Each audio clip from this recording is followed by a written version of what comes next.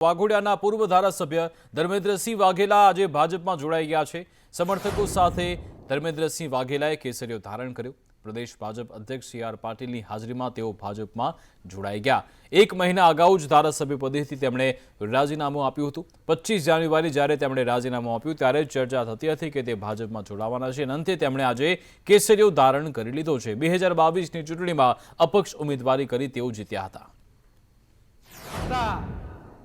પરંતુ કામ નહોતું આગળ વધાર્યું, લોકોને જરૂરિયાત હતી એટલે વચનો આપીને મત લઈ લીધા। એવા 30 વર્ષના બાકી રહેલા કામો પણ મોદી સાહેબે પહેલા 5 વર્ષની અંદર પૂર્ણ કર્યા છે। અને એટલે જ મોદી સાહેબ કહેતા હતા, યાદ કરો એમના શબ્દોને, કે મોદી સાહેબ કહેતા હતા કે હું તો ખાડા પૂરવામાં મારો સમય જાય છે। હવે તો ખાડા પૂરાઈ ગયા છે, પ્લિન્થ નીકળી ગઈ છે, સ્લેબ ભરાવા માંડ્યા છે। અને જે આપણા ઈચ્છા અનુસાર આ દેશ હોય, ઈચ્છા અનુસાર આપણું ગુજરાત હોય, એનો આકાર આપણી સામે આવી રહ્યો છે। અનેક અડચણો આવી હશે। 370ની કલમ રદ કરતી વખતે રાજ્યસભાની અંદર એક કોંગ્રેસના નેતાએ મોદી સાહેબને કહ્યું હતું, મોદીજી 370 को हाथ मत लगाना,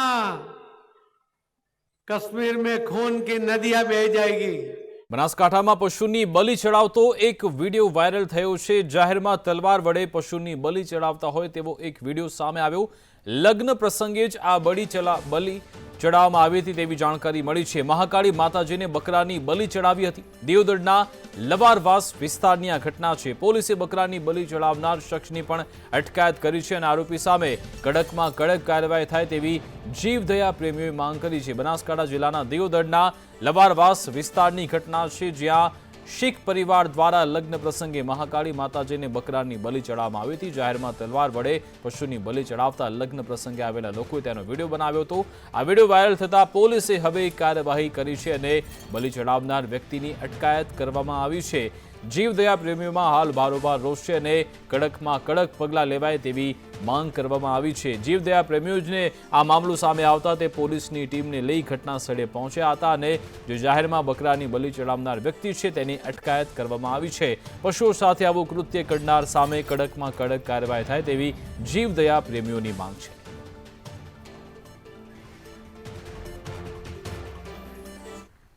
ગોધરાના ભામયામાં પિતા પુત્રીના મોત થયા હતા અને એવું સામે આવ્યું હતું કે તેમના તળાવમાં ડૂબી જવાથી મોત થયા છે। જો કે હવે ખુલાસો થયો છે કે પિતા પુત્રીએ આત્મહત્યા કરી હતી। જી હા, પોલીસ તપાસમાં એવું સામે આવ્યું કે બંને આત્મહત્યા કરી હતી।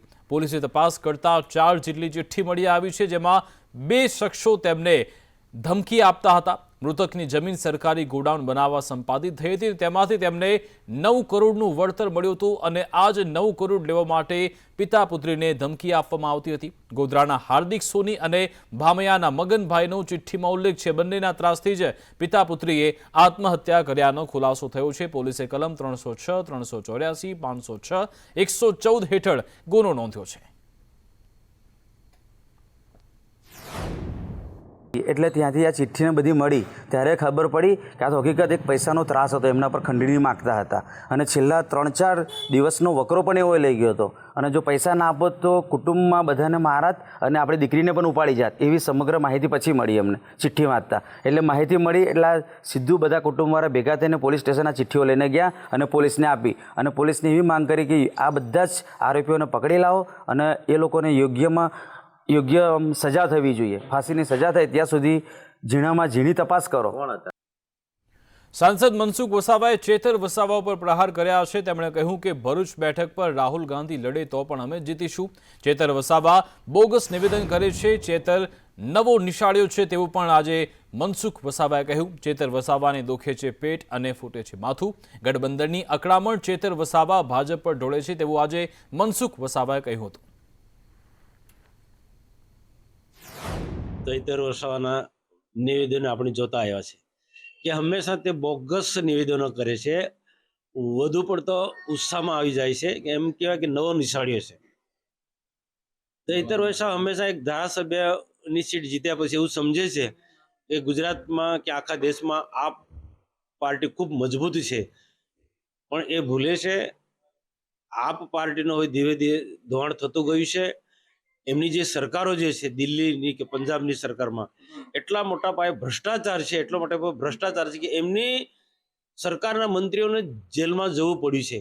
આ સંજોગોમાં આમ આદમી પાર્ટીનું બિલકુલ આખા દેશની અંદર ને દિલ્હીમાં ને પંજાબમાં, હું થોડા દિવસ પહેલા દિલ્હીમાં 4 દિવસ પ્રવાસ કરીને આવ્યો, કે આમ આદમી પાર્ટીનું બિલકુલ ધોવાણ થઈ રહ્યું છે. અને હવે પછીની લોકસભામાં પંજાબમાં અને દિલ્હીની અંદર ભારતીય જનતા પાર્ટીની જ સીટો ત્યાં આવવાની છે. હવે ચૈતર વસાવાનું જે સ્ટેટમેન્ટ મેં સાંભળ્યું કે નરેન્દ્રભાઈ મોદી અહીંયા ભરૂચ લોકસભા લડવા આવે તો પણ હું, અથવા તો પ્રચારમાં આવે, જે સ્ટેટમેન્ટ એની રીતના કર્યું, પણ એક નંબરનો મૂર્ખ સમજુ છું હું. બહુ સમજી વિચારીને બોલું છું. ચેતર વસાવા જન સ્વાભિમાન યાત્રા યોજવાના છે. આપના ભરૂચ લોકસભાના ઉમેદવાર ચેતર વસાવા જે ઝઘડિયા વિધાનસભાથી આ યાત્રાની શરૂઆત કરશે. 21 દિવસ સુધી સ્વાભિમાન યાત્રા ચાલવાની છે. 22 ફેબ્રુઆરીએ આ યાત્રા શરૂ થવાની છે, જે 7 વિધાનસભામાં ફરશે. 1600 કિલોમીટર જેટલી સ્વાભિમાન યાત્રા ચાલવાની છે.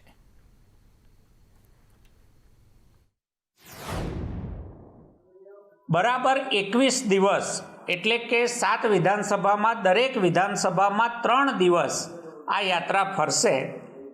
ચૈતરભાઈએ જે કંઈ કામ કર્યું એનો હિસાબ લોકોને આપશે. લોકોના જે બાકી પ્રશ્નો છે એને વધારે સારી રીતે કેવી રીતે ઉઠાવવા, લડવું અને ભારતીય જનતા પાર્ટીની આપખુદશાહી સામે સંઘર્ષ કરવો, એના માટેની આ યાત્રા છે. તો આજના સમયમાં પણ ગ્રામ્ય વિસ્તારોમાં આજે કાચા રસ્તાઓ છે, ત્યાં પ્રાથમિક સુવિધા ઉપલબ્ધ થતી નથી ને જેના કારણે ગ્રામ્યના લોકો પરેશાન થતા હોય છે. 108 એમ્બ્યુલન્સ અહીંયા પહોંચી જ ન શકી. રોડના અભાવે એમ્બ્યુલન્સ દર્દી સુધી ન પહોંચી શકી. પોશીના તાલુકામાં બીમાર મહિલાને જોડીમાં લાવવી પડી હતી. ગ્રામ્ય વિસ્તારમાં રોડના અભાવે ભારે હાલાકી થઈ રહી છે. મહિલાને બીમાર થતાં 3 કિલોમીટર જોડીમાં લઈ જવી પડી હતી. પોશીના તાલુકામાં મહિલાને જોડીમાં નાખી લઈ જવાનો એક વિડીયો વાયરલ થઈ રહ્યો છે. ઓઈડો શાળાનો નથી, 4 કિલોમીટર છોકરા ભણી શકતા નથી, આંગણવાડી નથી, આ ટાઈમે નાસ્તો નથી. આવો પરીક્ષાને રસીવાળી બેન આવી શકતી નથી, ધંધરાથી હેડીને આવી શકે છે. આવી પરીક્ષા 50 ગેરમાં કેમ સરકાર વોર્ડ લેવા માટે તો નિર્ણય કરે છે અને આના માટે કેમ નથી કરી શકતું? બીમાર છે તો આ ડોલી કરીને જાહે 10 દિવસથી બીમાર છે તો આ સાગર નહીં તો હું કરી દીધો ઉપાડીને લઈને જાય છે આ ડોલી કરીને. પ્રજાના ટેક્સના કરોડો રૂપિયા પાણીમાં જઈ રહ્યા છે. 5.26 કરોડના ખર્ચે બનેલા તળાવમાંથી ગટરની દુર્ગંધ આવી રહી છે. છારોડી પાસે તળાવ બનાવવામાં આવ્યું. તળાવના કિનારે ગાંડા બાવળોએ સામ્રાજ્ય જમાવ્યું છે. માવજતના ભાવે તળાવની આસપાસના વૃક્ષ સુકાઈ ગયા. 8 જ મહિનામાં છારોડી તળાવની હાલત ખૂબ જ ખરાબ છે.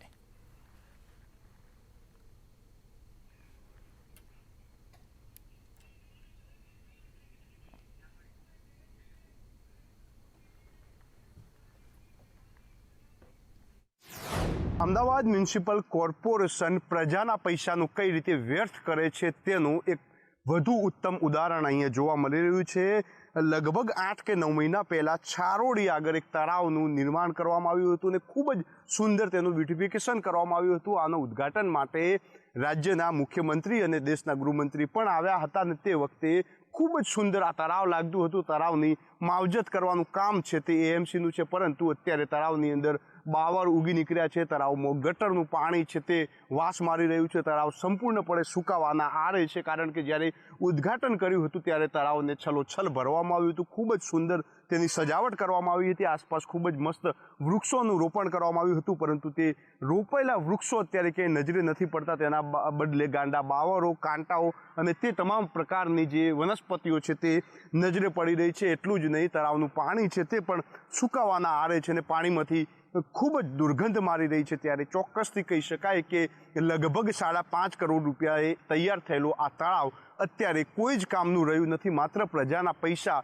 કઈ રીતે વ્યર્થ કરવા તે કામ એએમસી કરતી હોય તેવા દ્રશ્યો સામે આવી રહ્યા છે. કેમેરામેન મનીષ વાણિયા સાથે જયંતિ ચૌધરી, સંદેશ news, Ahmedabad.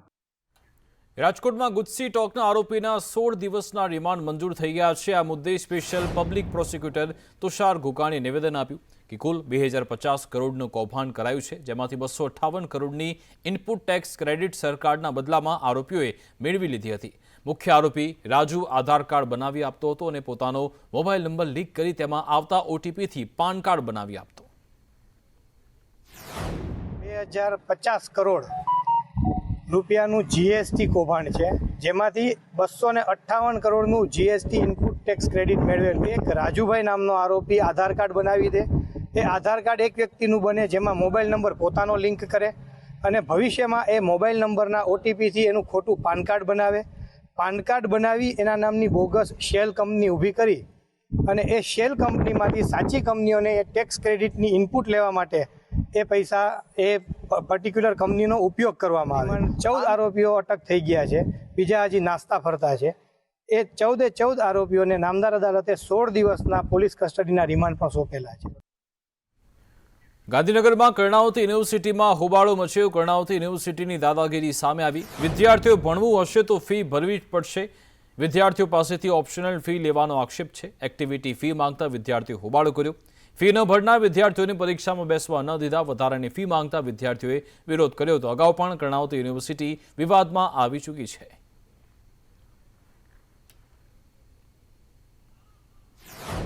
They're asking us to pay the activity fees and linking it with our exams. They're not allowing us to give our juries and our exams as well. We need help. We need the support that we can get to go against the university and put our points forth. We're not being listened to over here. Please help us. They are not changing the rules of the activity fee because they are 100% sure that if event એમાં એવું હોય છે કે અમે as a university બધા student માટે અમારે neutral રહેવું પડે. જો 95% of the university A fees ભરતી હોય તો 5% માટે અમે અલગથી કોઈ સોલ્યુશન આપી ના શકીએ. આ સ્ટુડન્ટને બી આ 5,000 રૂપીસ ભરવા જ પડશે. જી. કચ્છના બંને વિસ્તારમાં ગુજરાતનું પ્રથમ ચિંકારા સંવર્ધન કેન્દ્ર બનવા જઈ રહ્યું છે. 1.5 હેક્ટર વિસ્તારમાં ચિંકારા પ્રોજેક્ટ આકાર પામશે. આથી બંનેના ગ્રાસલેન્ડને નવી ઓળખ મળશે. આ માટે રાજ્ય સરકારે ચિંકારાના બ્રીડિંગ પ્રોજેક્ટને પણ મંજૂરી આપી છે. આ વિસ્તારમાં ખુલ્લા પાંજરામાં 20 ચિંકારા મુકાશે. સરકારશ્રીનો એક અભિગમ એ હતો કે આપણે ચિંકારાની સંખ્યા વધારીએ અને એ હેતુસર બંને ગ્રાસલેન્ડમાં ચાલુ વર્ષે આપણને ચિંકારા બ્રીડિંગ સેન્ટરની મંજૂરી મળી છે અને એમાં હાલ આપણે જે વિસ્તાર છે 1.5 હેક્ટર જેટલો એરિયા એને ફેન્સિંગ કરીશું, ચેનલિંગ ફેન્સિંગ, અને એની અંદર 20 પેર લાવવાનું આપણું આયોજન છે. રાજ્યના નાગરિકોએ ફરી એકવાર ઠંડી સહન કરવી પડશે. 2 દિવસ ઠંડીનો ચમકારો યથાવત રહેશે તેવી હવામાન વિભાગે આગાહી કરી છે. રાજ્યમાં 2 દિવસ વાદળછાયું વાતાવરણ રહેવાનું છે. 48 કલાક બાદ 2 થી 3 ડિગ્રી લઘુત્તમ તાપમાન ઘટાડો થશે. ઉત્તર પશ્ચિમ તરફથી આવતા પવનને કારણે ઠંડી વધશે. आने वाले 5 दिनों की अगर हम बात करते हैं तो गुजरात में मौसम मुख्य तौर पे ड्राई बना रहेगा और अगर हम न्यूनतम तापमान की बात करें तो आने वाले 48 घंटों में न्यूनतम तापमान नोलार चेंज में बना रहेगा. उसके बाद तीसरे दिन जो है तापमान में थोड़ी गिरावट मुख्य गुजरात के सभी हिस्सों में जो है 2 से 3 डिग्री के आसपास जो है गिरावट देखने को मिल सकती है. અમરેલીમાં બગસરાના લુંધિયા ગામના સરપંચે તંત્રની કામગીરી સામે સવાલ ઉઠાવ્યા. ગત વર્ષે સ્ટેટ માર્ગ મકાન જૂનાગઢે પ્રોટેક્શન વોલનું કામ યોગ્ય ન કરતા લુંધિયા કાગદડી રોડ ભારે વરસાદને કારણે ધોવાઈ ગયો હતો તેવો સરપંચે આરોપ લગાવ્યો.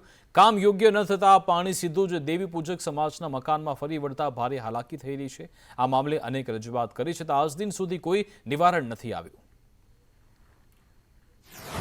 અનેક રજૂઆત કરવા છતાં લાગુ પડતા વિભાગ અમને સ્પષ્ટ હમણાં ટૂંક સમય પહેલાં જ એવું કહી દીધું કે તમારે જે કરવું એ કરો, અમે આમાં કોઈ ફેરફાર નથી કરવાના. તો શું એમને ત્યાં દુર્ઘટના ઘટે અથવા કોઈની જાનહાનિ થાય અથવા કોઈની મોટી ખોટ ખાપણ ભરેલી દુર્ઘટના બને એની રાહ જોઈ રહ્યા છે. આ 2 વિભાગ 2 જિલ્લાની હદનો રસ્તો છે. આ વિભાગ કે મારે લાગવું નથી પડતો, પેલો વિભાગ કે હું ના કરું, તો આમાં કરશે કોણ? જે જીવ જશે તો એના જવાબદાર કોણ? અમદાવાદમાં દેત્રોજ અને માંડલમાં લોકાર્પણ અને ખાતમુહૂર્ત કાર્યક્રમ યોજાયા. કેન્દ્રીય મંત્રી ડોક્ટર મહેન્દ્ર મુજપુરા અને ધારાસભ્ય હાર્દિક પટેલ કાર્યક્રમમાં હાજર રહ્યા. દેત્રોજ તાલુકા પંચાયત કચેરી ખાતે ICDS કચેરીનું લોકાર્પણ થયું તેમજ રામપુરા ગામે પ્રાથમિક આરોગ્ય કેન્દ્રમાં નવી એમ્બ્યુલન્સ પણ મુકાઈ. જે મારી 35 એમ્બ્યુલન્સ આપવાની છે એના એક ભાગરૂપે સૌથી પહેલી એમ્બ્યુલન્સ રામપુરા ભંગપડ આપી છે અને બીજી આજે અહીંયા વિઠલાપુર ગામે આપી. આ એમ્બ્યુલન્સનો ઉપયોગ દર્દીઓને આપણને ખ્યાલ છે કે કોરોના વખતે કેટલી તકલીફ પડતી, લોકોને સદુપયોગ થાય અને આ એમ્બ્યુલન્સમાં જે દર્દીઓ જાય એ તમામ લોકો સાજા થઈને આવે એવી ભગવાનને આપણે પ્રાર્થના કરી. પ્રધાનમંત્રી મોદીના આગમનને પગલે અમદાવાદ શહેરમાં તડામાર તૈયારી થઈ રહી છે. અમદાવાદ એરપોર્ટ પર પોલીસનો કાફલો તૈનાત થઈ ચૂક્યો છે. શહેરના માર્ગો પર વિવિધ બેનર્સ પણ લગાવાયા. એરપોર્ટથી લઈ ગાંધીનગર સુધીના માર્ગો પર બેનર જોવા મળી રહ્યા છે। સવારે 10 વાગે અમદાવાદ એરપોર્ટ પર આવી પહોંચશે પ્રધાનમંત્રી મોદી, જ્યારે કે 10:45 કલાકે GCMMFના કાર્યક્રમમાં પ્રધાનમંત્રી મોદી હાજર રહેશે। તો 12 વાગે હેલિકોપ્ટરથી મહેસાણા જવા રવાના થશે અને 12:45 વાગે તરબના વાડીનાથ મંદિરમાં દર્શન કરશે, જ્યારે કે બપોરે 1 વાગે વિકાસ કાર્યોનું ખાતમુહૂર્ત અને લોકાર્પણ કરશે। બપોરે 2:45 કલાકે પ્રધાનમંત્રી મોદી અમદાવાદથી સુરત જવા રવાના થશે, જ્યાં 4:15 કલાકે નવસારીમાં એક કાર્યક્રમ છે અને જાહેર સભાનું પણ આયોજન છે। ત્યારબાદ પ્રધાનમંત્રી મોદી સાંજે 6:15 કાકરાપાર પાવર પ્રોજેક્ટની મુલાકાત લેવાના છે। પ્રધાનમંત્રી મોદી સાંજે 7:35 સુરતથી વારાણસી જવા રવાના થશે।